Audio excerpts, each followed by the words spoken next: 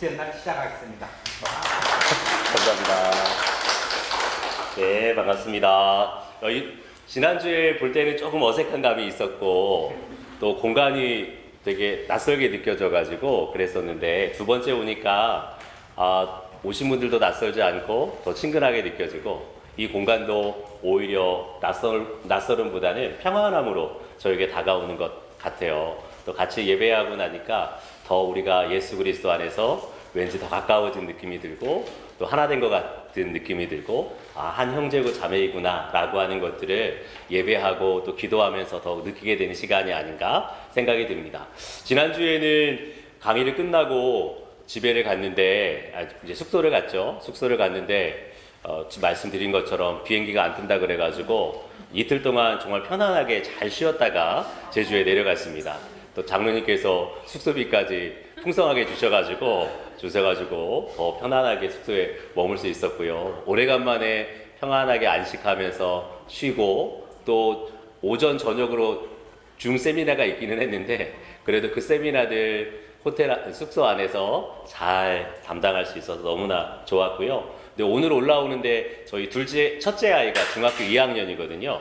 제주에 있는 아이들은 이제 수학여행을 육지로 올라와요. 이제 서울로 올라와가지고 오늘 서울 올라왔는데 아침에 공항 데려다주고 다시 학교 출근했는데 아이에게 연락 오더라고요. 아빠 비행기가 안 뜬대. 그래서 이게 무슨 소리야? 라고 했더니 갑자기 돌풍이 불어가지고 한 1시간 반, 2시간 이렇게 연착돼가지고 근데 아이들은 1시간 반, 2시간 연착됐어도 그것과 상관없이 수학여행을 간다라는 그 기쁨 아래 공항 바닥에 앉아서 재밌게 놀고 있다고 너무 신난다고 이야기를 하더라고요.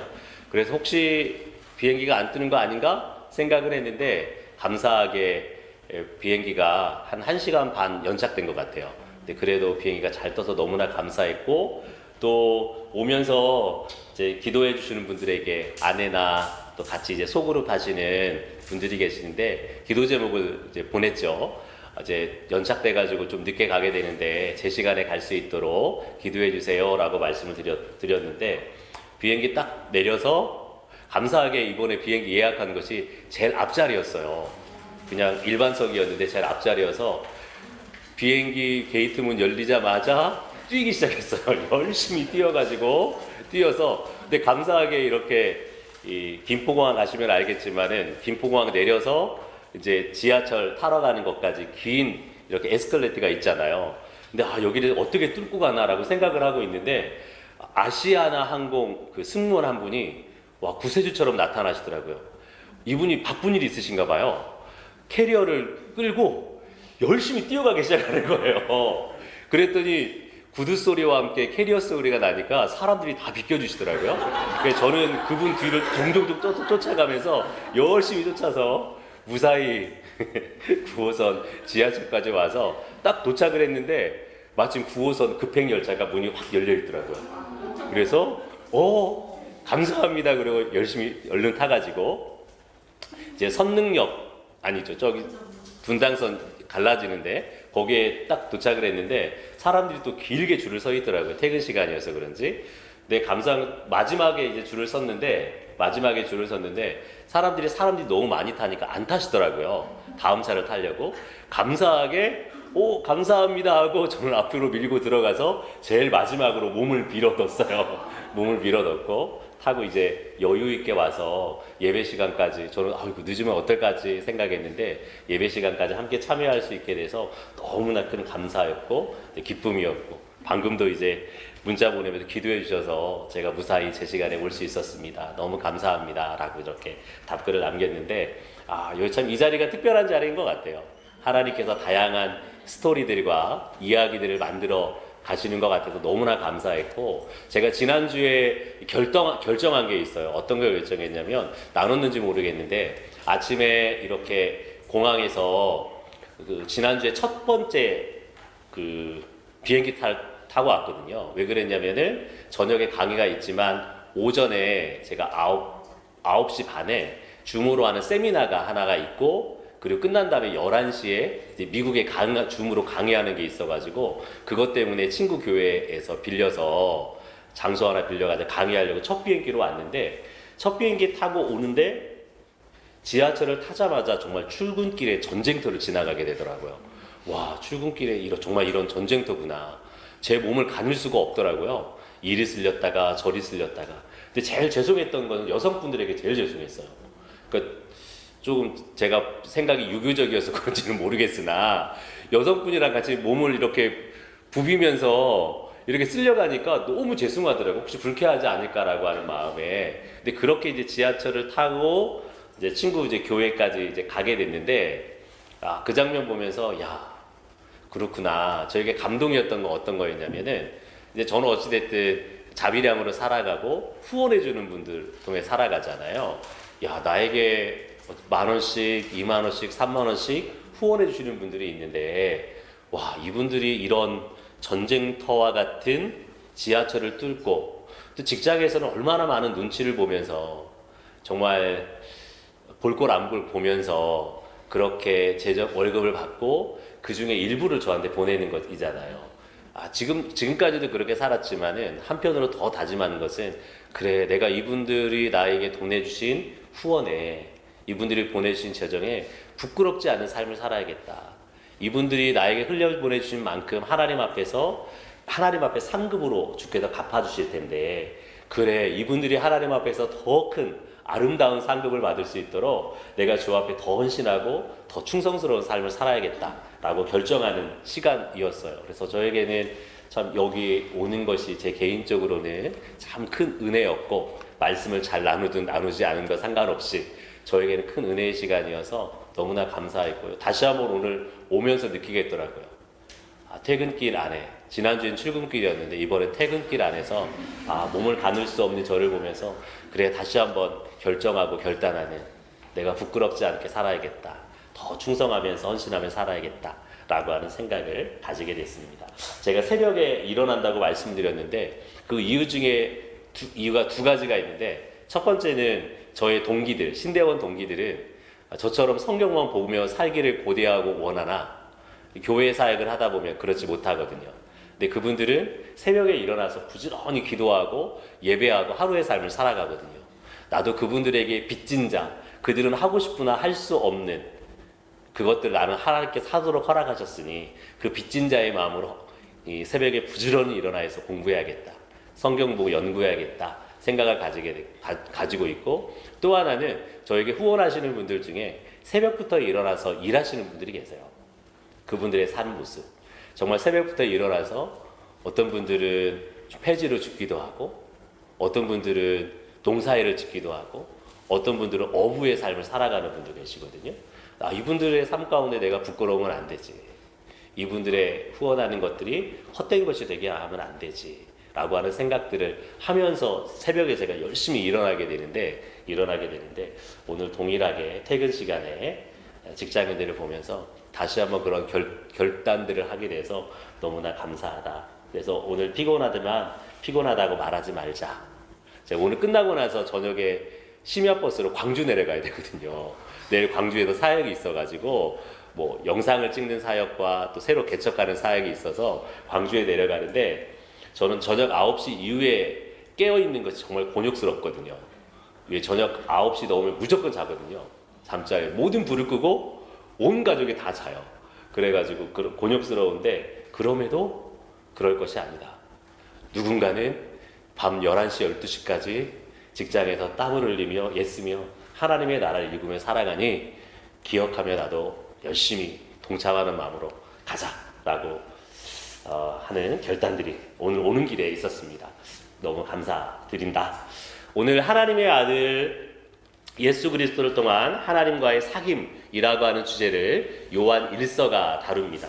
하나님의 아들 예수 그리스도, 하나님의 아들이시고 예수 그리스도이신데 어떻게 임하신 하나님의 아들이시고 그리스도이시냐? 성육신 하신, 즉 이 시대의 게린투스파나 가연설주의자들은 그리스도를 인정하기는 하나 성육신하신 예수 그리스도를 인정하지 않죠. 오직 영으로 임한 그리스도, 또 영으로 임한 것처럼, 또 육체로 임한 것처럼 보이나 영이신 그리스도가 전하는 지혜와 지식, 비밀을 통해서 우리가 구원 얻는다, 하나님과의 사귐을 갖는다, 생명을 얻는다 라고 이야기하는데, 요한 사도는 그런 거짓된 가르침과 반대로 하나님의 아들이시고 그리스도이신, 즉 성육신하신 예수님을 통해서 우리가 하나님과의 사귐, 하나님과의 교제를 갖는다. 이 하나님과의 사귐, 하나님과의 교제를 요한 사도는 요한 1서 안에 보면 거한다 라고 하는 단어로 사용하고 있어요. 하나님께서 내 안에 거하시고 예수께서 내 안에 거하시고 내가 예수 안에 거하고 내가 하나님 안에 거하는 삶, 즉 거한다 라고 하는 표현을 통하여서 내가 하나님과의 사귐, 교제하는 삶을 산다. 즉 이 교제하는 삶, 구원을 우리가 얻었다 라고 표현하죠. 또 두 번째는 사귐이라고 하는 표현을 어떻게 사용하냐면 안다 라고 하는 표현을 사용해요. 안다, 기노스코라고 하는 헬라어를 사용하는데, 이 안다 라고 하는 것은 어떤 지식적으로 아는 것을 의미하는 것이 아니라 그것을 넘어서 관계적으로 아는 것을 의미합니다. 마치 부부가 서로 한 몸을 비비고 한 집에서 생활하면서 서로서로를 알아가는 것처럼 요한 사도는 하나님과의 사귐을 안다라고 하는 표현을 통해서 하나님과 우리가 더 친밀한 교제의 삶을 사는 것, 이것 역시도 우리가 구원 얻는 것을 요한 사도만의 독특한 표현으로 하고 있습니다. 이 요한복음은 이 하나님과의 사귐이 있는 이 교제하는 삶, 이 친밀한 삶이 어떻게 증명되는가에 대해서 가르치고 있어요. 요한 사도는 요한 1서를 통하여서 우리가 교제를 나누는 하나님에 대해서 세 가지로 설명을 합니다. 첫 번째는 빛 되신 하나님이라고 소개해요. 즉 하나님의 아들 예수 그리스도를 통하여서 우리가 빛 되신 하나님과 교제한다 라고 이야기하는데, 빛 되신다라고 하는 것은 구약 성경에서 어떤 의미를 갖냐면 선하다, 의롭다 라고 하는 뜻을 가지고 있어요. 즉 죄가 없는 상태를 의미하죠. 즉 죄가 없는 거룩함의 상태를 의미합니다. 우리는 선하신 하나님, 의로우신 하나님, 죄가 없으신 거룩하신 하나님과의 교제를 나누고 있는데, 이 교제하고 있다라고 하는 것을 어떻게 증명할 것인가? 예, 문제예요. 즉 빛 되신 하나님과의 교제를 나누고 있다라고 하는 것을 어떻게 증명해야 되느냐? 그 당시에 빛 되신 하나님과 교제하고 있다고 이야기하면서 거짓되게 주장하는, 자신들은 하나님과 교제하고 있다고 하나 빛 되신 하나님과 교제하지 않는 사람들, 그들의 주장하는 5가지의 것들이 있어요. 이 5가지를 하나하나 반박하면서 거짓된 가르침을 주는, 또 빛 되신 하나님과 교제하지 않는 사람들과 반대되어지는 삶을 통하여서, 즉 죄에 대한 온전한 태도를 통하여서 내가 하나님과 교제하고 있음을 증명해야 된다. 두 번째는 내가 하나님의 계명에 순종하는 것을 통해서, 특별히 하나님의 계명 중에 형제 사랑하는 것이라고 하는 계명에 순종하는 것을 통하여서 이것을 실천하는 것을 통해서 내가 하나님과 빛 되신 하나님과 교제하는 것을 증명해야 된다. 그러나 또 하나, 세 번째는 무엇을 통해서냐? 내가 세상을 사랑하지 않는 것을 통하여서 빛 되신 하나님과 교제함을 드러내야 된다. 교리적인 부분 안에서는 적그리스도는 예수 그리스도를 반대하는 자들을 의미하죠. 이 적그리스도들, 거짓된 가르침을 주는 자, 거짓 선지자들은 예수 그리스도를 이야기할 때에 예수가 영으로만 임했다라고 이야기하는데, 무엇을 통해서 빛 되신 하나님과 교제하고 있음을 증명해야 되느냐?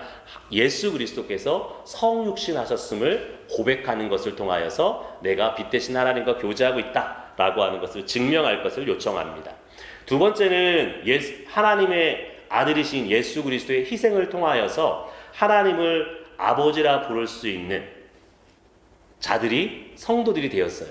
하나님은 우리의 아버지가 되시고 성도들은 예수 그리스도를 통해서 하나님의 자녀가 되었는데, 아버지 된 하나님, 즉 아버지 하나님과 내가 사귐, 교제 가운데 있다라는 것을 어떻게 증명할 것인가? 첫 번째는 그러면 마귀의 자녀와 하나님의 자녀들은 어떻게 구별할 것이냐? 마귀의 자녀와 하나님의 자녀들을 구별할 수 있는 방법이 무엇이냐? 하나님의 자녀는 순결한 자의 삶을 살고 하나님의 말씀을 쫓아서 의의 삶을 살아요. 그럼 반대로 마귀의 자녀는 어떤 삶을 살까요? 순결하지 않으며 의의 삶을 살지 않겠죠. 즉 아버지 하나님과 사귐이 있다라고 하는 것은 무엇을 통해 증명되느냐? 하나님의 말씀, 하나님의 계명, 의를 쫓아 살아가는 것을 통해서 증명되고요. 또 하나 강조적으로는 서로 사랑하는 삶을 통하여서 증명이 되어져요. 특별히 예수 그리스도에 관련해서는 아마도 이 시대의 사람들 중에 내가 하나님으로부터 받은 영, 내가 성령의 인도함 따라서 계시한다라고 하는, 진리를 가르친다라고 하는 거짓 선지자들이 있었던 것 같아요. 이 거짓 선지자들이 명확하게 어디에서 드러나냐면 다음 주부터 배우시나요? 요한계시록 2장과 3장에 보면 소아시아 7교회가 등장하는데, 소아시아 7교회에 가면은 거짓 여자 선지자 이세벨과 같은 자들이 등장을 하고요, 거짓 선지자들이 등장하고, 거짓 교사들이 등장하고, 거짓 사도들이 등장을 해요.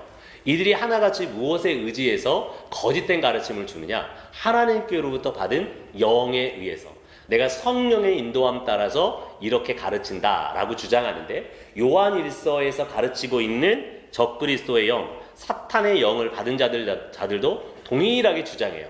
내가 사탄의 영을 받아서, 적그리스도의 영을 받아서 말씀을 전하는 것이 아니라 내가 성령의 인도함 따라, 참된 영의 인도함 따라 하나님의 영께서 가르친 대로 가르친다라고 하면서 예수 그리스도의 성육신을 동일하게 부인하는 가르침을 주어요.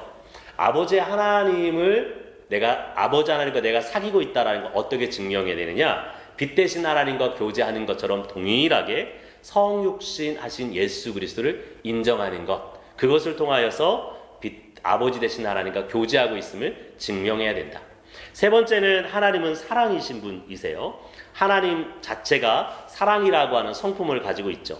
이 사랑이신 하나님과 내가 교제하고 있다는 것을 어떻게 증명이 되느냐? 하나님의 성품 자체가 사랑이기 때문에 그분과 교제하면은 어떠한 모습이 드러나요? 자연스럽게 내가 사랑의 삶을 살아가는 것을 통하여서 증명돼야 되죠. 또 하나님께서 우리에게 사랑을 보이셨는데 어떻게 하나님의 사랑을 보이셨어요? 자기의 아들, 독생자 예수 그리스도를 내어주기까지 우리를 사랑하셨잖아요. 독생자 예수 그리스도를 죽음에 내어놓는 것이 하나님의 사랑의 표현이었어요. 그러면 하나님께서 우리를 사랑하셔서 내어놓으신 예수 그리스도, 그분은 도대체 어떤 분이냐라는 거예요. 어떤 하나님의 아들, 어떤 예수 그리스도 우리에게 내어주셨냐라고 하는 것이죠. 이 예수님을 동일하게 어떤 분이요? 성육신하신 하나님의 아들 예수 그리스도, 그분의 희생을 통해서 우리가 살아계신 하나님과 교제하게 되었다라고 이야기해요. 그러면서 하나님의 아들을 믿는 자들, 이 사람들에게 주어진 유익이 무엇인지 정리하면서 요한 서신 1서가 마치게 됩니다. 여러분 1장부터 살펴보게 될 텐데 1장 1절에서 4절까지는 서론입니다. 요한 사도가 경험한 예수 그리스도에 대해서 소개하고 있어요. 요한 1서의 말씀은 AD 85년에서 90년 사이에 기록됐다고 이야기했죠. 그러면 요한 사도가 예수님을 처음 만났을 때는 언제이냐면 평균적으로 AD 30년이라고 이야기하죠. 즉 요한 사도는 요한 1서를 쓰면서 자신이 65년 전에, 많게는 55년 전에, 많게는 60년 전에 만났던 예수님에 대해서 소개를 하고 있어요. 예수님을 어떻게 이야기하느냐? 내가 예수님을 직접 만났는데 그분은 어떤 분이냐? 태초에 있는 생명의 말씀이다. 생명의 말씀이라고 하는 것은 생명을 주는 말씀이래요. 근데 그 앞에 재밌게 태초에라고 하는 말이 붙어 있죠. 태초에라고 하는 말이 요한 복음 1장 1절에 쓰이고요. 또 우리가 잘 알고 있는 창세기 1장 1절에도 쓰이죠. 그 태초부터 있는 우리에게 생명을 주는 말씀이래요. 무슨 말이냐면 창세기 1장에 보면 하나님께서 온 세상을 창조하시고 그들에게 무엇을 부여하셨어요? 생명을 부여하셨죠. 근데 무엇을 통해서 온 세상을 창조하시고 생명을 부여하셨나요? 말씀을 통하여서 생명을 부여하셨죠. 이것을 잠언 8장의 말씀에 보면은 잠언 8장에 지혜라고 하는 존재가 등장하는데, 이 지혜라고 하는 존재 역시도 무엇하느냐? 세상을 창조하고 창조한 것들에게 생명을 부여하는 존재로 지혜를 이야기해요. 신약성경은 이 지혜, 로고스라고 하는 것을 어떻게 번역하느냐? 말씀으로 번역하거든요. 즉 예수 그리스도께서 온 세상을 창조하시고, 언제요? 태초부터 창조하시고 그들에게 생명을 부여하신 말씀이 누구셨냐? 예수 그리스도이셨다라고 하는 거예요. 생명을 주는 말씀일 뿐만 아니라 그분은 생명 그 자체이시고, 생명을 주는데 어떤 생명을 주세요? 영생이라고 하는 영원한 생명을 주시는 분. 즉 요한 사도가 만난 예수 그리스도는 온 세상의 창조자이실 뿐만 아니라 이 땅에 존재하는 모든 것에게 생명을 부여하시되, 어떤 생명이요? 영원한 생명을 부여하신 분이시다라고 소개합니다. 그리고 두 번째, 아버지와 함께 계시다가 나타나신 바 되셨다라고 소개하고 있어요. 아버지와 함께 계시다가 나타내신 바 되었대요. 누구를 나타내신 것이에요? 예수님께서. 아버지와 함께 계셨다라고 하는 표현을 보니까 하나님이 어떠한 분인지를 누가요? 예수 그리스도께서 나타내신 분이래요. 여러분, 이 말씀을 잘 기억해야 될 것이 요한복음과 같이 생각할 필요가 있는데, 학자들은 이 요한이 기록한 책들은 요한복음이라고 하는 책 위에 어떤 것이 쓰이냐면 그 위에 요한 1서와 요한 2서와 요한 3서가 쓰인다고 생각해요. 그리고 제일 마지막에 요한계시록이라고 하는 책이 정점으로 쓰여지게 되죠. 즉 요한복음 다음에 쓰여져 있는 요한 1서라고 하는 책, 이 책을 요한 1서를 읽는 사람들은 요한복음을 알고 있을까요? 없을까요? 요한복음을 그 누구보다도 잘 아는 사람들이에요. 왜 그러냐? 이 요한복음을 읽는 독자들이 소아시아 7교회이고 요한 사도가 사역했던 요한 1서와 2서와 3서의 독자 역시도 소아시아 7교회 사람들이에요. 요한계시록 역시도 요한계시록 2장과 3장에 기록하고 있는 소아시아 7교회이기 때문에 요한복음을 이미 잘 알고 있는 사람들이에요. 그 바탕 위에 아버지와 함께 계시다가 아버지 하나님이 어떠한 분이 나타내셨대요. 여러분, 요한복음 1장 14절의 말씀에 보면 예수 그리스도에 대해서 이렇게 소개하고 있죠. 말씀이 육신이 되어 우리 가운데 거하심에 우리가 그의 영광을 보니 아버지의 독생자의 영광이요 라고 표현하고 있어요. 아버지의 독생자라고 하는 표현이 등장하죠. 우리는 독생자라고 하는 표현을 보면 어떤 생각하냐면, 독생자니까 홀로 독자, 유일한 아들이라는 표현인가 보다 라고 생각할 수 있지만은 전혀 그런 표현은 아니에요. 이 독생자라고 하는 표현은 모노게네스라고 하는 표현인데 똑같은 유일한 존재라고 하는 뜻을 가지고 있어요. 즉 유일한 똑같은 존재. 즉 독생자라고 하는 표현은 어떤 표현이냐? 하나님과 똑같은 유일한 존재라고 하는 의미를 갖고 있어요. 즉 예수 그리스도께서 육체로 성육신하는 것을 통해서 누구를 보여주신 것이에요? 하나님과 똑같은 존재로 유일하게 하나님이 어떠한 분인지를 보여주신 분이 바로 누구이시다? 예수님이시다. 그래서 예수님을 향해서 뭐라고 이야기하냐면 하나님의 아들이라고 표현해요. 여러분, 요한복음 5장의 말씀에 가면은 하나님의 아들이라고 예수께서 자신을 소개할 때에 유대인들이 뭐라고 표현하느냐? 어찌 저가 신성모독하는가? 왜요? 자신을 하나님과 동등되게 여겼다 그래서 신성모독이라고 얘기해요. 즉 하나님의 아들이라고 하는 표현은 하나님 아버지가 있고 그보다 좀 못한 존재, 그런 의미가 아니라 하나님과 동등한 존재라고 하는 의미에서 하나님의 아들이라고 표현하거든요. 즉 예수님은 어떤 분이세요? 생명을 주시는, 영생을 주시는 분일 뿐만 아니라 하나님이 어떠한 분인지를 나타내시는 분이세요. 그분을 우리가 들었고 눈으로 보았고 자세히 보고 우리의 손으로 만졌대요. 손으로 만지고 눈으로 보고 그에게서 듣고 배웠어요. 무엇한 거예요? 즉 예수 그리스도와 육체와 육체로 피부를 맞대고 눈을 마주치고 그의 목소리를 직접 듣는 삶을 살았다라는 거예요. 즉 강조하는 거예요. 예수님이 어떤 하셨다? 성육신 하셨다라는 걸 강조하죠.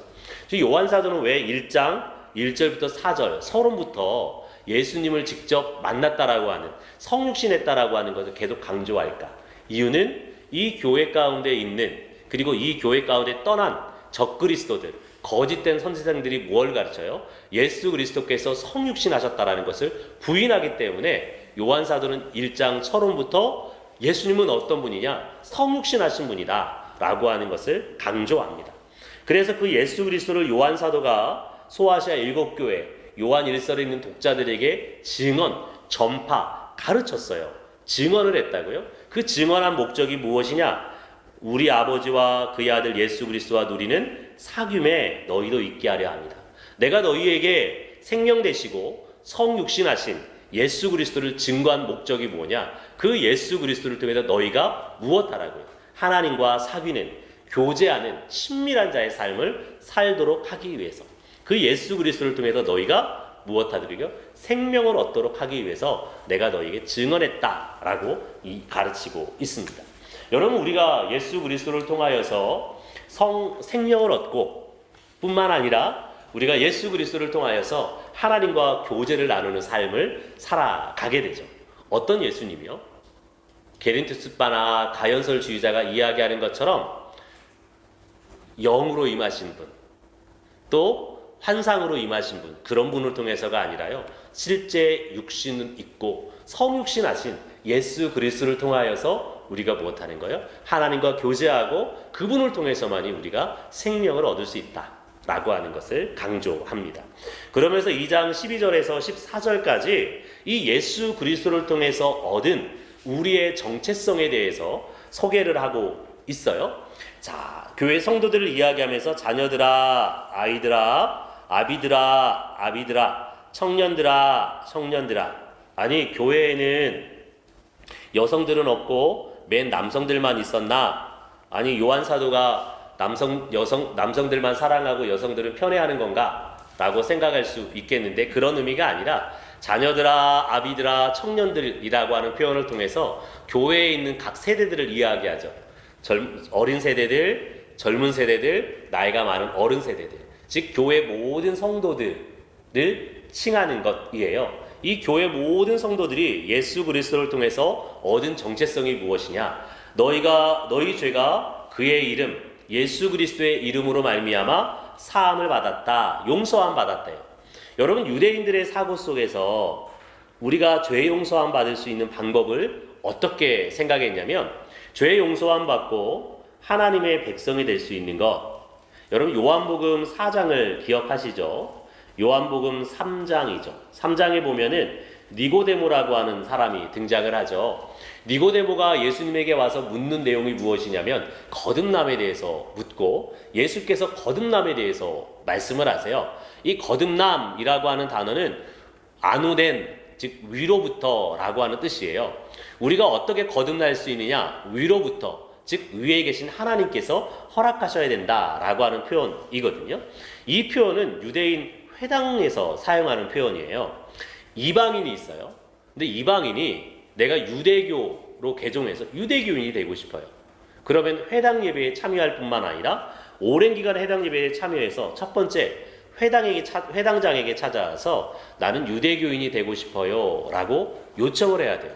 그러면 회당장은 어떻게 이야기하냐? 그래, 유대교인이 되어라 라고 허락하지 않아요.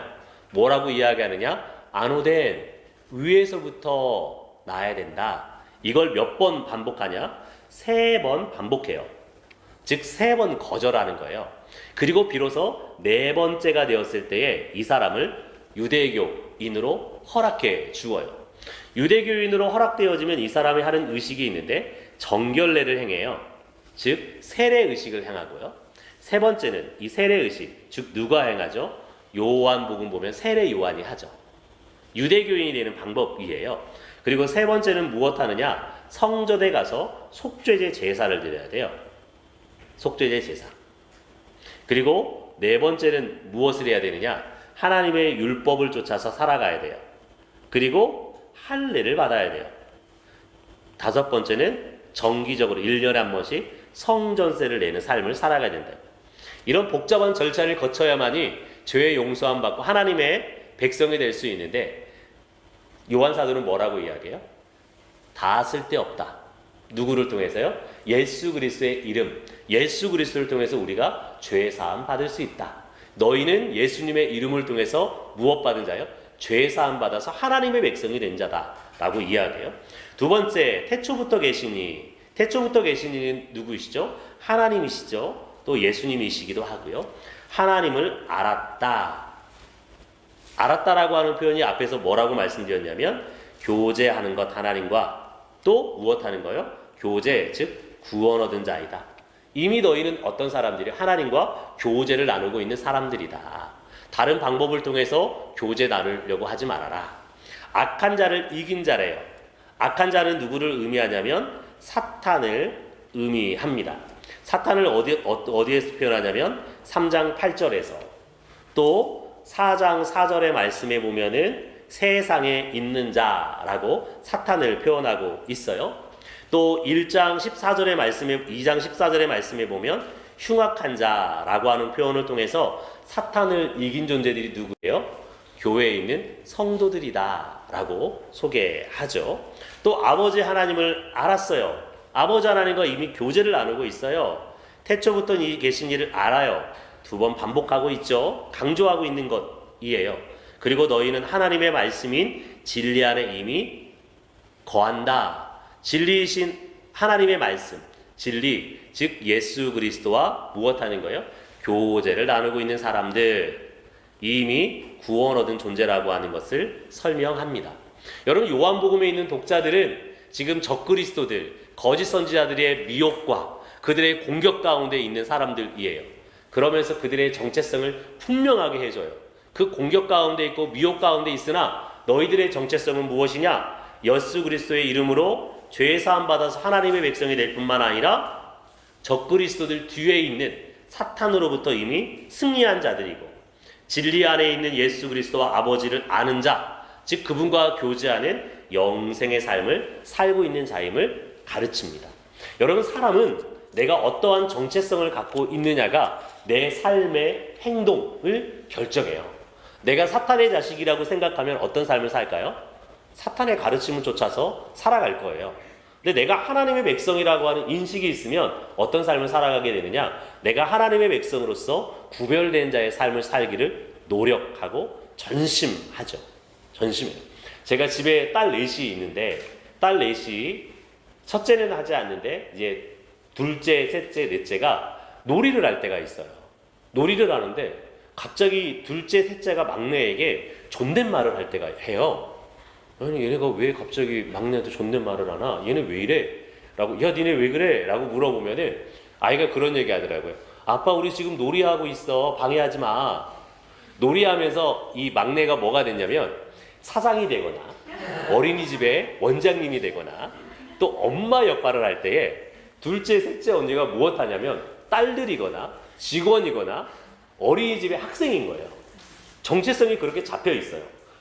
막내임에도 불구하고 이 놀이에선 자기의 정체성이 사장이고 원장님이고 선생님이기 때문에 엄마이기 때문에 그 정체성에 맞게 뭐 하는 거예요? 반말하는 거예요. 둘째, 셋째는 언니이기는 하나 연극할 때는 그 정체성에 맞게 존댓말을 사용하는 거예요. 여러분, 하나님의 사람도 마찬가지예요. 내가 어떠한 인식을 하느냐가 내 다음의 삶을, 다음 행동을 결정해요. 교회 성도들을 향해서 너희는 이러한 정체성이 있다 라고 명확하게 짚고 넘어가죠. 이런 정체성과 다르게 교회 안에 있는 적그리스도인들은 거짓된 가르침을 주는 자들은 어떤 삶을 살아가냐? 요한 사도가 예수님에게서 듣고 전하는 소식이 있어요. 하나님에 대해서 전하는데 하나님은 빛이시다. 예수께서 나에게 말씀하시기를 하나님이 어떤 분이라고 소개했느냐? 빛이라고 설명하셨다. 즉 하나님은 선하신 분이시고 악이 없는 분이시고 죄가 없는 분, 즉 의로운 분이라고 소개하셨다. 그분에게는 어둠이 조금도 눈콧만큼도 없는 분이시다. 그런데 교회 안에 있는 자들 가운데 어떤 자들이 있느냐? 이 빛 대신 하나님과 교제하고 빛 대신 하나님과 함께 한다고 이야기하면서 잘못된 삶을 살아가는 자들이 있어요. 그 빛 대신 하나님과 교제하는 자로서의 합당한 증거가 드러나지 않는 사람들, 특별히 죄와 관련해서 만일 우리가 하나님과 사귐이 있다고 어둠 가운데 행하며, 즉 교회 안에 있는 적그리스도, 거짓된 가르침을 주는 자들이 지금 어떠한 자의 삶을 살고 있느냐? 입으로는 우리는 하나님과 사귐이 있다라고 이야기해요. 그런데 하나님과 사귐이 있다고 이야기하면서 그의 삶의 모습은 어때요? 어둠 가운데 행해요. 죄 가운데 행하고 악 가운데 행하고 불의를 행하는 범죄의 삶을 살아가요. 우리가 죄가 없다고 이야기를 해요. 우리가 범죄하지 아니했다라고 이야기합니다. 여러분, 죄가 없다, 범죄하지 않았다라고 하는 말은 이들이 실제적으로 범죄하지 않았고 죄가 없는 것이 아니라 이들의 사고 속에는 어떤 생각이 있냐면, 영은 선한 것이기에 영은 구원을 얻지만 육은 악한 것이기 때문에 절대로 육은 구원 얻을 수 없다라고 생각하는 이원론의 사고 속에 사로잡힌 사람들이에요. 이 바탕 위에서 육체가 선한 영이 구원 얻는 것에 방해가 될 수 있습니까? 방해가 될 수 없다고 생각해요. 그래서 무엇하느냐? 육체로 짓는 모든 죄, 육체가 쫓는 쾌락의 삶, 육체가 행하는 불의, 범죄, 이 모든 것들이 우리가 구원 얻는 것에 영향을 미치지 않기 때문에 이러한 모든 것들을 무엇으로 인식하지 않아요? 우리를 구원받지 못하게 하는 죄로 인식하지 않아요. 그리고 우리는 실제로 범죄하지 않았다라고 인식하는 것이죠. 이것에 대해서 요한 사도가 평가를 해요. 뭐라고 평가하느냐? 우리가 하나님과 사귐이 있다 하면서 어둠 가운데, 죄 가운데 행한다면 너희가 하나님과 사귐이 있다라고 하는 것이 거짓말이다. 너희는 하나님과 사귀고 있는 것이 아니다. 그리고 진리를 행치 않는 것이다. 왜요? 진리이신 하나님께서, 진리이신 예수 그리스도께서 이들에게 가르친 것이 무엇이었어요? 불의하지 않는 것. 그것을 하나님께서, 예수 그리스도께서 요구하시는 것이죠. 그렇기 때문에 너희가 진리를 행하지 않는 것이다.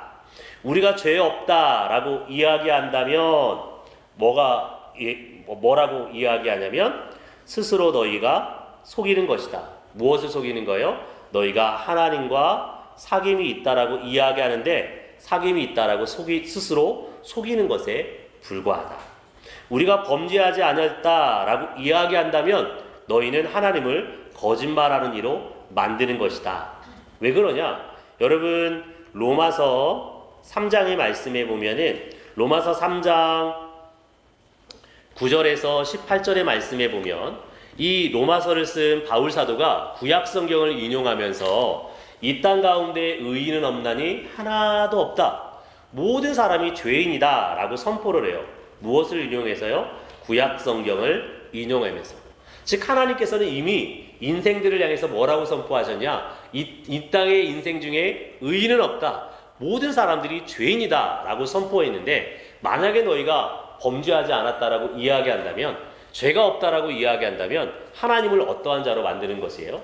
하나님이 거짓말쟁이인 것처럼 만드는 것이기 때문에 너희가 하나님과 교제하고 있는 것이 무엇이에요?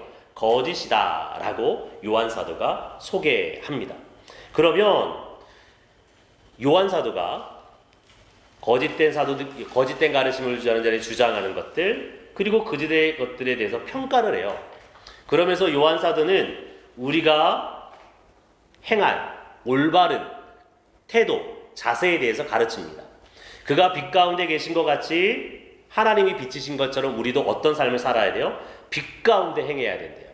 빛 가운데 행하는 것, 선과 의의 삶을 살아갈 때에 무엇이 증명되느냐? 첫 번째, 우리가 거짓된 교사들과 적그리스도와 다르게 하나님과 사귀고 하나님과 친밀하고 영생을 얻었다라는 것이 증명된다. 그리고 두 번째, 우리가 하나님의 아들인 예수 그리스도를 통해서 우리의 모든 죄가 깨끗하게 하실 것이다. 미래형으로 되어 있는데 좀 번역을 잘못하신 것 같아요.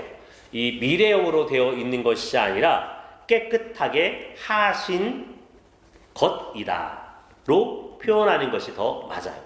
즉 우리가 이미 빛 대신 하나님과 교제하는 자로 선과 의의 삶을 살아간다면 우리가 어떤 사람이라고 하는 것이 증명돼요. 예수 그리스도를 통하여서 우리가 죄가 이미 사함받은 자, 용서받은 자, 하나님의 백성이 됐다라는 것이 증명된다라고 소개합니다. 이어서 만일 우리가 죄가 없다고 한다면 그것이 어떤 것인지 요한 사도가 평가하죠. 그럼에도 죄에 대해서 우리가 어떤 태도를 취해야 되느냐? 우리는 끊임없이 죄 용서함 받았지만 죄를 짓는 자의 삶을 살아가죠. 오늘 하루만 해도 수없이 많은 죄들을 우리가 머리로, 생각으로, 입술로, 우리 행동으로 하지 않았을까 생각이 들어요. 그렇게 우리가 죄가 있다 할지라도 죄가 없다라고 부정하지 말고 죄가 있을 때 무엇 하라고요? 하나님 앞에 예수님 앞에 자백해라. 그러면 하나님은 미쁘시다라고 하는 것은 자비하시다라는 뜻이에요. 그리고 의로우시고 즉 의로우신 분이기 때문에 우리가 고백할 때에 우리의 죄를 사하시고 용서하실 뿐만 아니라 우리를 모든 불의에서 무엇하게 하세요? 깨끗하게 하실 것이다. 즉 우리가 죄를 자복하면 사하시고 우리의 죄를 깨끗하게 씻어주신대요. 즉 용서하신다, 사하신다라고 하는 것을 반복해서 설명하고 있는 것이에요. 여러분 요한복음 13장에 보면 예수님께서 돌아가시기 전에 잡히시기 전날에 제자들에게 세족식을 하죠. 세족식을 하려고 하니까 베드로가 무엇 하냐면 예수님 제 발은 씻을 수가 없어요. 어떻게 예수님께서 종이나 하는 일, 그것도 가장 하급 종이 하는 일을 예수께서 할 수 있으세요? 여러분 유대인들의 문화 안에서 사람들의 발을 씻는 것은 유대인 종들에게는 시키지 않았어요. 왜요? 그만큼 좀 표현이 그렇지만 천박한 일이었고 사람의 인격을 모독하는 일이었기 때문에 누구에게 시켰냐면 이방인 종들에게 시켰어요. 노예들에게. 그런데 예수님 유대인이면서 선생이면서 제자들의 발을 씻기는 놀라운 행위를 하시거든요. 베드로가 기겁할 수가밖에 없죠. 어떤 면에서는 다른 제자들이 이상한 인간들이에요. 예수님께 발 씻겨달라고 발 내밀고 있잖아요. 오히려 베드로와 같은 태도가 더 맞는 태도인지 몰라요. 그때 예수께서 베드로에게 뭐라고 이야기하냐면 야 몸이 이미 다 깨끗한 자들은 몸을 씻을 필요가 없으나 발은 씻어야 된다. 즉 너희가 매일매일 짓는 죄를 고백하고 죄 용서함 받아야 된다 라고 예수께서 말씀하시는 것인데 바로 요한사도도 죄가 없다고 이야기하지 말고 죄가 있을 때에는 하나님 앞에 고백함으로 날마다 죄 용서함 받는 자의 삶을 살아내야 된다. 자, 세 번째, 그러면 하나님께서 우리의 죄를 다 용서하시니 우리가 죄를 짓고 살아도 되겠네 라고 안심하고 있는 사람들에게 와 우리는 이제 죄를 짓고 살아도 돼. 더 이상 죄에 묶일 필요가 없어. 난 죄에서 자유, 내 마음대로 살 거야 라고 생각하는 사람들에게 뭐라고 이야기하냐? 내가 너희에게 이것을 쓰는 것은 너희로 죄를 범하지 않게 하려 함이라. 예수께서 죄를 용서하셨으니까 죄를 계속해서 지으라고 내가 이야기하는 것이 아니라 너희로 죄를 범하지 않게 하려 합니다. 이 않게 한다라고 하는 말은 현재 진행형이에요. 즉 계속해서 죄를 짓는 것, 즉 반복해서 죄를 짓는 것. 단회적으로 죄를 짓는 것을 이야기하는 것이 아니라 반복적으로 죄를 짓는 것을 하지 않도록 하기 위해서 내가 너희에게 이것을 쓰는 것이다. 즉 요한사도는 우리가 죄에 대해서 어떤 태도를 지어야 돼요? 마음대로 죄를 지어도 돼가 아니라 죄를 지으면 안 돼. 반복적으로 죄를 짓지 마. 그것이 내가 빛 대신 하나님과 교제하고 있다는 것을 증명하는 거예요. 그런데 혹 우리가 그럼에도 죄를 지을 수가 있어. 만일 누가 죄를 범하여도 걱정하지 마라. 우리에게 대언자가 있다. 대언자라는 것은 파라클레이토스, 즉 요한복음 16장에 보면 성령님을 보혜사라고 이야기하는데 옆에서 돕는 자, 옆에서 변호하는 자, 변호사가 이 파라클레토스에서 나오거든요. 바로 누가요? 예수님께서 우리를 대신해서 변호해 주신대요. 예수께서 우리를 대신해서 이가 무죄하다라는 것을 증명해 주시겠다라는 거예요. 옆에서 하나님 앞에서. 뿐만 아니라 우리의 죄를 위한 화목제물이시다. 예수님께서.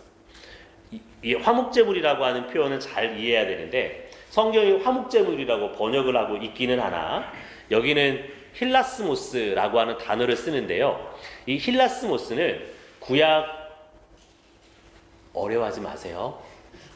제가 강의하다가 구약하면은 야 제발 신약만 이야기해라. 구약은 꺼내지 말고 이제 그런 분들이 계시는데 어려워하지 마시고 레위기 1장에서 7장의 말씀에 보면은 어떤 내용이 등장하냐면은 제사에 대해서 등장을 해요.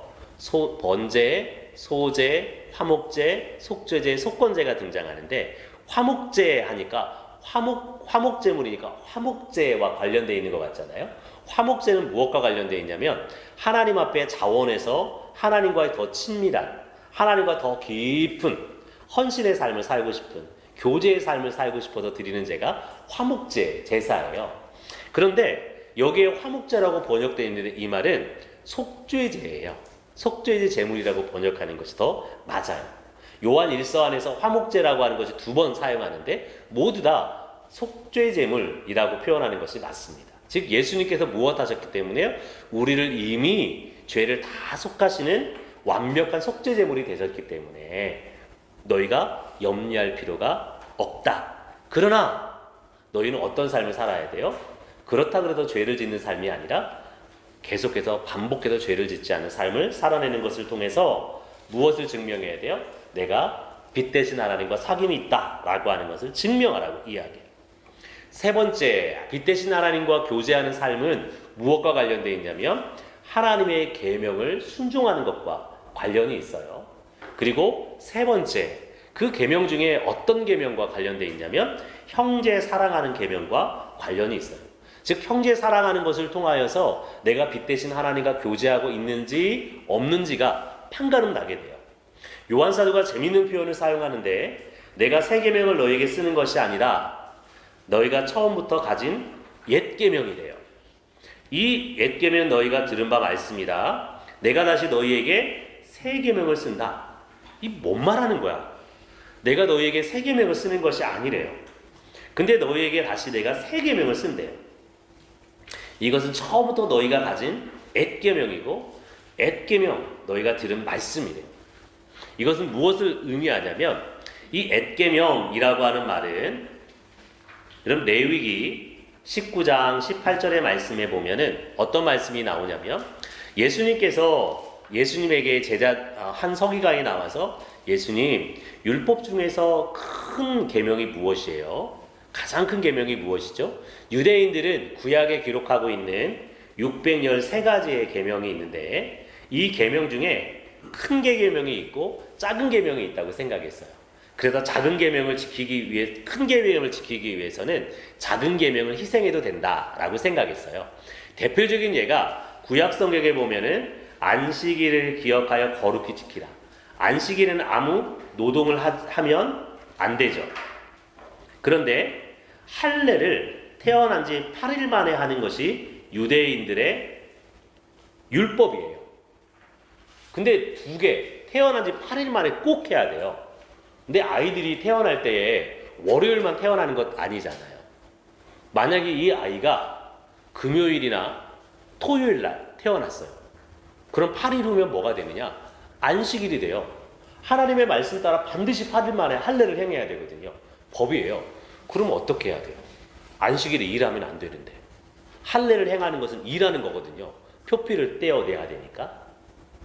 이 두 개가 충돌했을 때 유대인들은 어떤 것이 더 큰 계명이라고 이야기했냐면 할례가 더 큰 계명이라고 생각했어요. 그래서 안식일 날 할례를 행해도 괜찮다. 이것은 범죄가 아니다 라고 인정해줬다. 그렇게 물어볼 때 예수께서 구약 성경의 신명기의 말씀과 오늘 레위기 19장 18절의 말씀을 인용하면서 레위기 19장 18절을 통하여서는 무엇을 말씀하시냐? 내 이웃을 내 몸과 같이 사랑하라. 형제 사랑에 대해서 말씀하신다. 즉 레위기 구약 성경에 기록되어 있기 때문에 이것이 무엇이에요? 옛 계명이라고 표현하는 거예요. 근데 왜 새 계명이라고 이야기할까? 새 계명이라고 요한 사도가 표현하는 이유는 자신이 기록한 요한복음 13장 34절의 말씀에 보면은 자신이 이렇게 기록해요. 예수님께서 제자들에게 세족식을 하고 난 다음에 뭐라고 말씀하시냐면 새 계명을 너희에게 주노니 서로 사랑하라 라고 하는 계명을 주세요. 즉 레위기 19장에서는 옛 계명이나 예수께서 요한복음 13장에서 말씀하신 때에는 새 계명으로 말씀하시는 동일한 내용이죠. 그런데 이것을 지키는 이유가 달라져요. 어떻게 달라지느냐?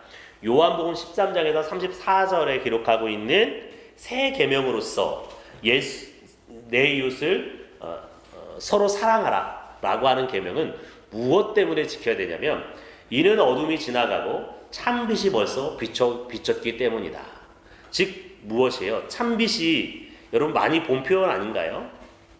제가 요한복음과 계속 연결해서 말씀을 드리는데 요한복음 1장 9절에서 10절의 말씀에 보면은 예수 그리스도를 누구라고 이야기하고 있어요? 참빛이라고 이야기해요.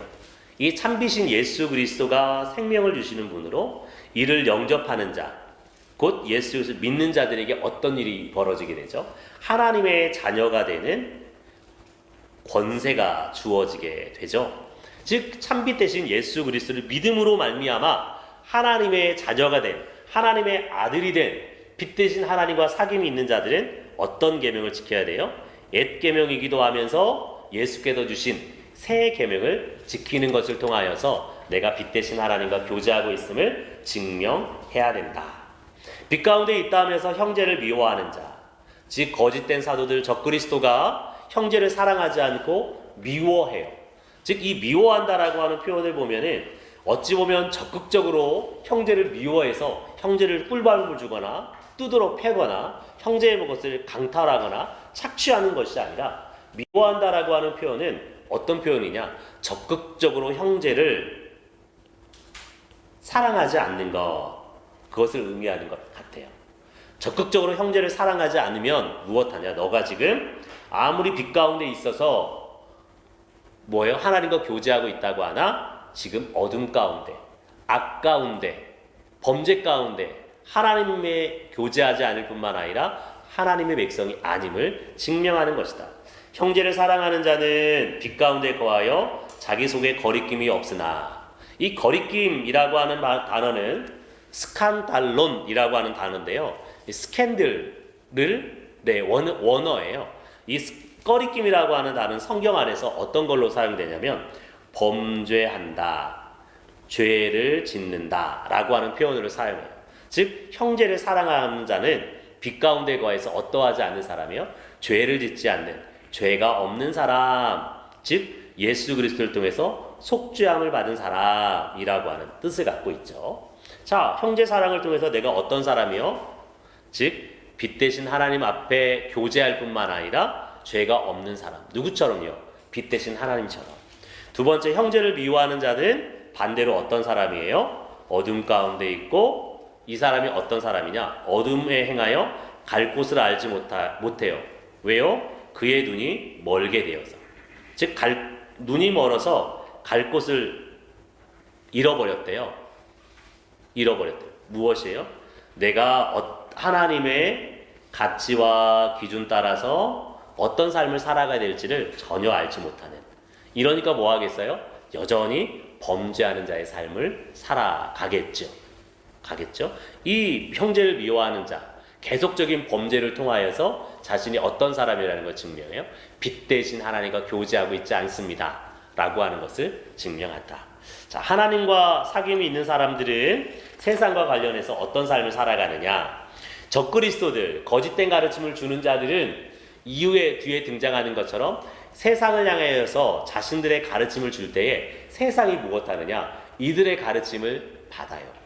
즉 세상과 적그리스도들, 거짓된 가르침을 주는 자들은 무엇이에요? 그들의 가르침을 받는 것을 통하여서 서로 친밀한 관계, 서로 사랑의 관계에 있음을 증거하죠. 그런데 빛 대신 하나님과 관계 속에 있는 사람들은 무엇하느냐? 세상이나 세상에 있는 것들을 사랑하지 않아요. 세상과 세상에 있는 것들을 사랑하지 않아요. 요한 사도는 세상을 무엇이라고 표현하느냐? 죄악된 곳, 즉 사탄의 지배 아래 있는 곳으로서의 세상을 의미합니다. 여러분, 이 세상이 모두가 그런 것은 아니에요. 요한 사도 자체가 표현하는 세상이 어떤 관점으로 표현하느냐? 죄가 있는 곳이고, 즉 사탄의 지배 가운데 있는 곳을 세상으로 표현해요. 그 세상을 무엇하지 않아요? 사랑하지 않아요. 여러분, 사랑이라고 하는 것은 굉장히 독특하죠. 여러분, 99% 사랑하는 것은 사랑입니까? 여러분 집에 있는, 내가 교제하고 있는 여자친구가 나에게 99%의 사랑을 주고 내 직장의 동료에게 1%의 사랑을 준다고 생각해 보세요. 그러면 내 여자친구는 정말 너그러운 사람이야. 어쩌면 우리 여자친구를 이렇게 나에게 99%를 주고 직장의 동료에게 1%, 그 남자에게 1%를 줄 수 있을까? 괜찮아, 나에게 99%나 줬잖아 라고 받아들이시겠어요? 그럴 사람은 없죠. 무엇 하길 원해요? 내 여자친구가 100% 나를 사랑해 주기를 기대하죠. 마찬가지예요. 이 세상과 세상에 있는 것들을 사랑하지 말라라고 하는 표현을 통하여서 어떤 표현을 이야기하느냐? 아, 빛 대신 하나님도 사랑하고, 아, 세상도 조금 사랑하고, 아, 빛 대신 하나님 99% 사랑했으면 됐지. 그리고 하나님, 세상은 1% 사랑하고, 그것을 이야기하는 것이 아니라 이 세상과 세상에 있는 것들을 사랑하지 말라. 즉 100% 세상을 사랑하지 말고 반대로 누구를 사랑하라는 거예요. 이어서 15절 이후의 말씀에 보면은 누구든지 세상을 사랑하면 아버지의 사랑이, 즉 아버지를 사랑하는 사랑이 그 속에 있지 아니하나니. 하나님과 세상을 뭐 할 수 없어요? 겸하여 사랑할 수 없다라는 거예요. 마찬가지로 마태복음 6장 24절의 말씀에 보면 너희가 세상과 하나님을, 재물과 하나님을 겸하여 섬길 수 없다라고 마태가 이야기하는데, 그것을 요한 사도가 동일하게 표현하는 거예요. 하나님과 세상을 겸하여 사랑하지 말라. 결국 누구만 사랑하는 거예요? 하나님만 사랑하는 삶을 살아라. 자, 세상을 사랑하는 삶이 어떤 모습이냐? 세상은 육신의 정욕과 안목의 정욕과 이생의 자랑, 즉 육신의 정욕, 자신의 육신의 욕망대로, 육신의 정욕대로, 육신이 원하는 대로의 삶을 살아가는 것. 안목의 정욕, 내 눈으로 보는 것, 내 눈의 즐거움, 쾌락을 쫓아 살아가는 삶. 이생의 자랑은, 이생이라고 하는 것에는 무엇이 담겨 있냐면 재산이라고 하는 것이 담겨 있어요. 세상 사람들이 좋아하죠. 재산을 자랑하는 것, 내가 가지고 있는 권세를 자랑하는 것. 세상의 기준이 무엇이에요? 육신의 정욕과 안목의 정욕과 이생의 자랑. 지금 역시도 많은 사람들이 이러한 삶을 쫓아 살아가죠. 그런데 하나님의 사람들은 무엇해요? 이러한 것을 기준해서 살지 않는다라는 거예요. 이런 기준을 두고 살지 않아요. 무엇을 기준으로 살아가요? 하나님, 어떤 하나님이요? 빛 되신 하나님을 기준해서 어떤 삶을 살아갈까요? 예, 빛 되신 하나님이 합당하게 의의 삶, 선의 삶, 범죄하지 않는 삶을 살아가는 것, 이것을 기준으로 해서 살아가는 것이 하나님의 사람들이 가져야 될 태도이다 라고 가르칩니다. 이어서 적그리스도, 즉 성육신하신 예수 그리스도와 관련해서 마지막 때이다. 여러분, 마지막 때라고 하는 표현은 어떤 표현이냐면, 지난주에 설명했는지 모르겠는데 마지막 때를 언제를 마지막 때라고 이야기하느냐? 예수님의 초림부터 예수님의 재림의 때까지. 예수께서 이 땅에 오셔서 하나님의 나라를 시작하셨거든요. 마지막 이 땅에 오실 때에 하나님의 나라를 완성하실 거예요. 이 사이의 시대를 성경은 뭐라고 이야기하느냐? 마지막 때라고 이야기해요. 이 마지막 때에 대해서 예수께서 말씀하실 때에 적그리스도, 즉 그리스도를 반대해서 사람들을 미혹하는 거짓 그리스도들이 나타날 것을 말씀하셨는데, 요한 사도 시대에 이미 이 적그리스도가 많이 일어났대요. 우리 대한민국의 적그리스도가 정말 많죠. 여러분, 전 세계에서 이단이 가장 많은 나라, 전 세계에서 예수 그리스도가 가장 많은 나라, 전 세계에서 하나님이 가장 많은 나라가 대한민국이래요. 수많은 예수가 있고 수많은 하나님이 있죠. 신천지의 교주도 자신이 성령 하나님이라고 이야기하니까요. JMS의 교주 역시도 자신이 예수라고 이야기하니까 말 다 했죠. 공개적으로 이야기하는데 암묵적으로 얼마나 많은 사람들이 이야기하겠어요? 자, 이것을 보아서 지금이 마지막 때이다. 우리에게 속하였으나 우리로부터 나갔대요. 누가요? 이 적그리스도들이 나갔대요. 근데 적그리스도가 우리에게서 나갔다라고 하는 표현을 보면은 이들이 자발적으로 나갔을까요? 자발적으로 나가지 않았을 것이에요. 어떤 이단도 교회에서 자발적으로 나가지 않아요. 할 수만 있으면 그 교회 안에 있으면서 많은 성도들을 미혹하고 유혹해서 그 교회를 자신들의 교회로 삼기를 원하지, 끝까지 버티지 자발적으로 나가는 교회는 없어요. 그런데 어떻게 이들이 나가게 되었을까?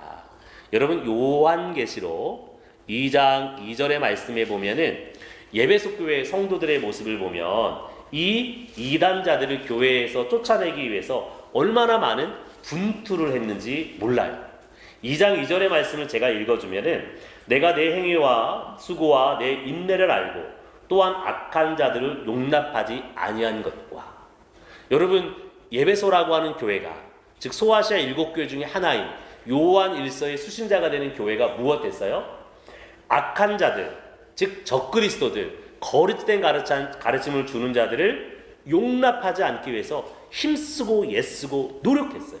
그 결과로 이들이 무엇한 거예요? 교회에서 쫓겨냈어요. 교회에서 쫓아냈다. 우리에게 속하지 아니함을 나타내려 합니다. 왜 이런 표현을 하냐면 교회가 어떻게 된 거예요? 어찌됐든 성도들의 노력과 애씀을 통하여서 기존의 성도들이 교회에서 나간 것이잖아요. 즉 교회가 어떤 모습인 거예요? 분열된 모습을 가지고 있어요. 남겨진 성도들의 마음은 어떤 마음이 있을까요? 와, 우리가 너무 잘했어. 우리가 얼마나 잘했는지 몰라. 라고 생각할까요? 그렇지 않을 거예요. 많은 성도들은 오히려 애통해하고 슬퍼하고 우리가 더 품어야 됐던 거 아닌가? 우리가 함께 했어야 되는 것 아닌가? 라고 하는 마음이 있을 거예요.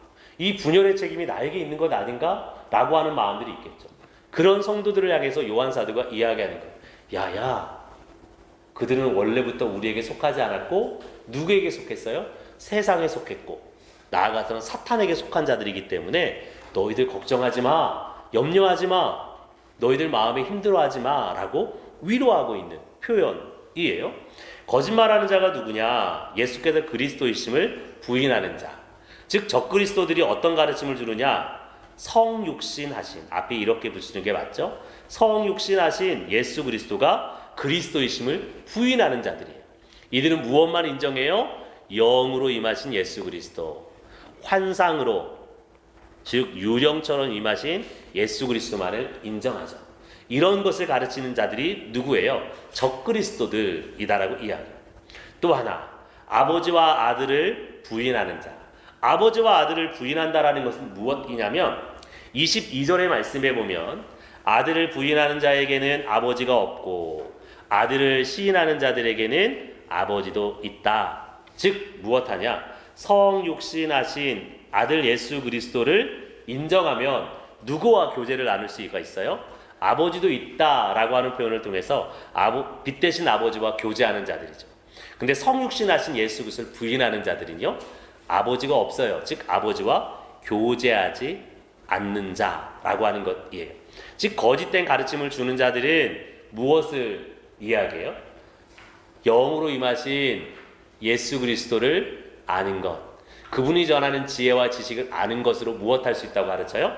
아버지 하나님과 빛 대신 하나님과 교제할 수 있다라고 하는데, 그렇게 가르치는 자들이 어떤 사람들이다? 적그리스도들이다. 그러면서 누구를 통해서만 우리가 아버지 하나님과 교제하고 사귀고 영생에 참여할 수 있느냐? 성육신하신 아들, 그분을 통해서만 가능하다라고 이야기합니다. 교제할 뿐만 아니라 영원한 생명을 성육신하신 예수 그리스도를 통해서만 얻을 수 있다. 여러분, 우리가 생각할 때에는 우리에게는 당연한 일이잖아요. 예수 그리스도께서 분명히 성육신하셨지. 예수님께서 그래, 우리가 잘 이해하든 이해하지 못하든 상관없이 100% 인간이시고 100% 하나님이시고 그분을 통해서 우리가 믿음으로 영생을 얻지라고 생각할지 모르지만, 요한사도 시대의 독자들에게는 굉장히 큰 이슈였고 굉장히 큰 고민거리였죠. 고민거리였어요. 자, 이것들에 대해서 요한사도가 요한 1서를 통하여서 빛 대신 하나님과의 교제에 대해서 설명을 합니다. 자, 그러면 교회 안에 있는 성도들은 어떤 사람들이냐? 거룩한 자에게 기름 부음을 받고 기름 부음 받아서 이미 예수 그리스도께서 성육신하심으로 오셨다라는 걸 알고 있고, 성육신하신 예수 그리스도를 통해서 하나님과 교제를 나누고, 또요 성육신하신 예수 그리스도를 통해서 영생을 얻는다라는 걸 알고 있어요. 근데 기름 부음을 통해서 안 돼요. 도대체 이 기름 부음이 뭐야? 우리가 기름 부으심, 어노인팅이죠. 그래서 찬양팀도 어노인팅이 있잖아요. 기름 부으심, 어노인팅이라고 이야기하는데, 이 어노인팅, 기름 부으심이 뭐냐? 구약 성경 안에서는 누군가 거룩한 하나님의 사역자로 구별할 때 특별히 왕이나 제사장이나 선지자들을 구별할 때에 이 기름 부어서 세워져. 신약 성경 안에서는 그리스도인에게 진리의 성령을 부으셔서 성령께서 예수께서 말씀하신 바를 생각나게 하시는 것. 여러분 요한복음의 말씀에 보면 요한복음 16장 13절이나 요한복음 15장의 말씀에 보면 진리의 영이신 성령께서 너희에게 오시면 진리에 대해서도 알게 하시고 예수 그리스도께서 너희에게 가르친 것도 알게 하실 것이다 라고 말씀을 하시거든요. 바로 이 우리에게 임하신 성령을 통하여서 무엇을 알게 된 것이에요. 즉 기름 부으심은 성령을 의미하는데 성령을 통하여서 우리가 무엇을 알고 있어요? 이미요. 예수께서 성육신 하셨으며 성육하신 그분을 통해서 빛 대신 하나님과 교제하고 나아가서 무엇과요? 영생을 얻게 된다는 것을 성령께서 알게 하신다. 근데 이 성령과 관계되는 것이 적그리스도의 영, 사탄의 영이에요. 사탄의 영, 적그리스도의 영은 요한복음 4장에 가면은 성육신하신 예수 그리스도를 도무지 인정하지 않아요. 그것을 통하여서 내가 하나님과 사귐이 없다라고 하는 것을 증명하고 사탄의 영이라고 하는 것을 또한 더불어서 증명하죠. 저희가 조금 쉬었다가 2장, 3장으로 넘어가도록 하겠습니다. 감사합니다. 감사합니다. 저희가 죄송한